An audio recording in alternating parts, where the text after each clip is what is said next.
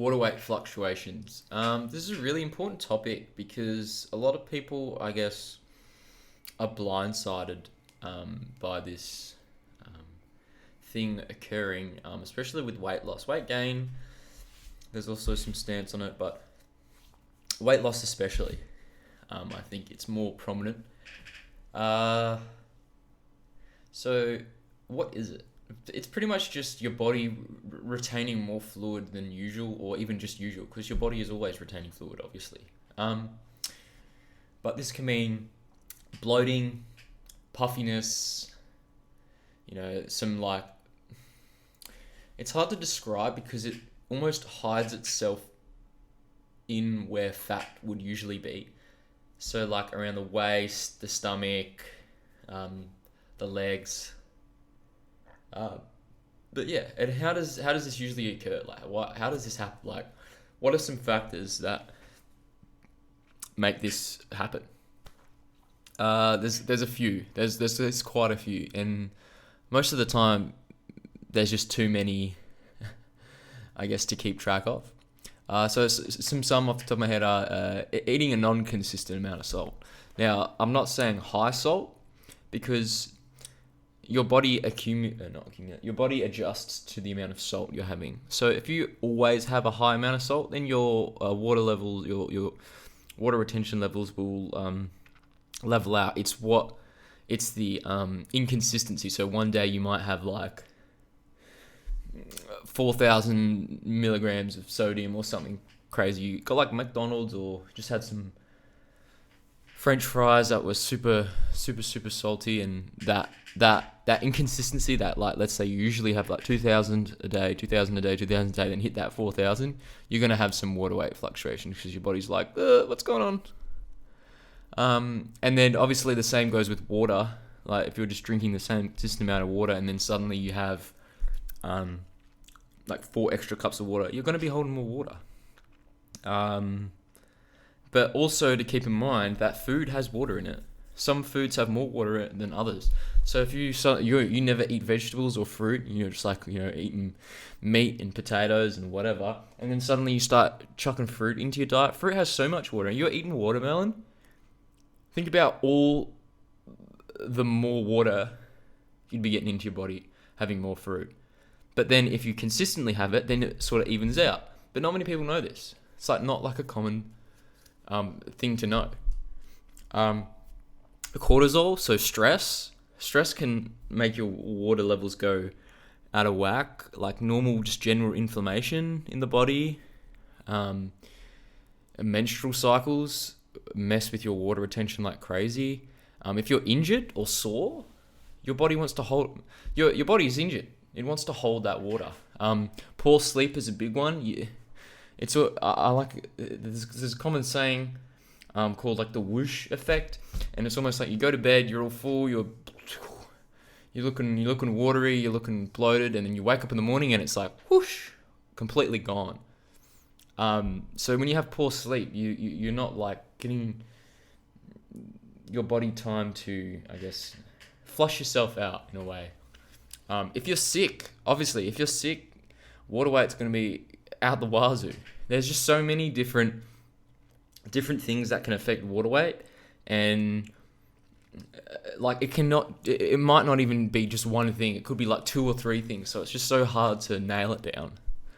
Now, why does this affect us? Why is this a problem? Why does this matter?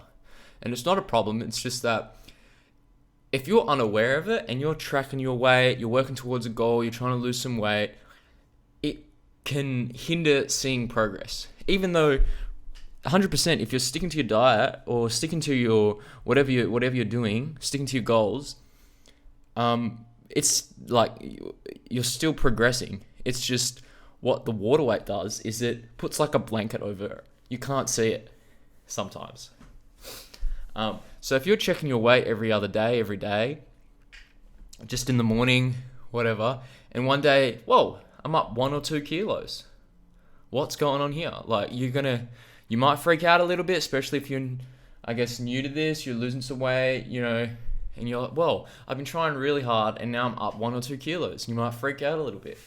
But little do you know, it's just because you had like some extra salt the day before, or you had poor sleep, or you're stressed, or it could be any one of these factors. And then the next day it's gone, and now you've just stressed that. Well, not stressed, but now you've put yourself in like a bad headspace. You're like, oh, I've been trying so hard, and now I'm up a kilo. I don't know, like what's going on. And most of the time, if you're going up over it, you can't gain a kilo of fat in a night. It doesn't work like that. If you're in a constant deficit or whatnot, and even if you accidentally go over your diet, or you have just like, it's a birthday, you overindulge a little bit, no problem. You're in a deficit 7 days a week, right? And you overindulge one day, you're just gonna hinder your progress a little bit, but you're still making progress. But it's gonna appear like you've messed up completely because of the salt and the water weight fluctuation. So how do you prevent this? But I guess a key thing that I recommend or put out is that you can't prevent stuff like this because there's just too many factors. Unless you're a professional bodybuilder and you've got everything crossed to the T, everything hitting every single box, it's not going to happen. You can't. It's normal. It's natural. It happens to everyone. So is it really worth stressing about trying to keep off the water weight? You can do things like, do some daily cardio, sweat, just to keep like some water weight off, and spread out your meals so you're not like super bloated, and then you just sort of like stuff your face, and then if you spread out your meals, it's more like an even spread across the day. But is it really worth stressing over trying to prevent this water weight when there's just too many factors to keep control of? And you're going to end up, here's the cycle that people get into. They eat something too salty, or they have poor sleep, they check the scale, their weight's gone up, or they look in the mirror and they're like, man, I'm looking like pretty flabby around the stomach today for some reason. I don't know why. Yesterday I was looking pretty good, and today I don't know what's going on. And another thing to keep in mind is that it hides itself, especially if you got a bit of loose skin. It's even more deceiving because it sort of hides in the loose skin, and it can just like appear like extra fat. But yeah, like I was saying, you check your weight, you're looking a little flabbier in the mirror, whatever. Now you're stressing over this. You're like, well, I've been doing everything right in the diet. What's going on? I've been sticking to the diet. And then you start stressing over it, and now your cortisol's higher. So you hold more water because now you're stressing about it. Might keep you up at night. Might not. Might make you do something drastic like, man, I'm just gonna go for I gotta go for a run. I gotta do something to, maybe I've been going over my diet. I don't know. Maybe I gotta, do something. You're stressing over it, and now you go for a run, and you end up pushing yourself too hard in the gym, and now you're injured. Or now you're just sore, and now you're holding even more water, and you're like, what is going on? Now, something that I would recommend is don't do anything to prevent it. Do some daily cardio. Don't stress about it. If your weight goes up, your weight goes up. It's 99% of the time nothing to worry about. You should weigh yourself every other day, take the average, and just know that if you, I don't know, just be conscious that, okay, I had like a cheat meal. Well, not a cheat meal.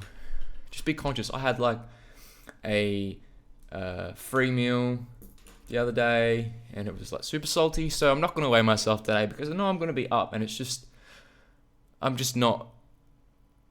like I'm setting myself up for like a bad headspace if you do something like that. So take a morning weight every other day. If you've had a bad sleep, maybe a menstrual cycle, or you've eaten, I don't know, a lot of fruit one day, or you're, something's off, just don't weigh yourself that day because you're just setting yourself up for like bad mentally, just setting yourself up to be in a bad headspace, really.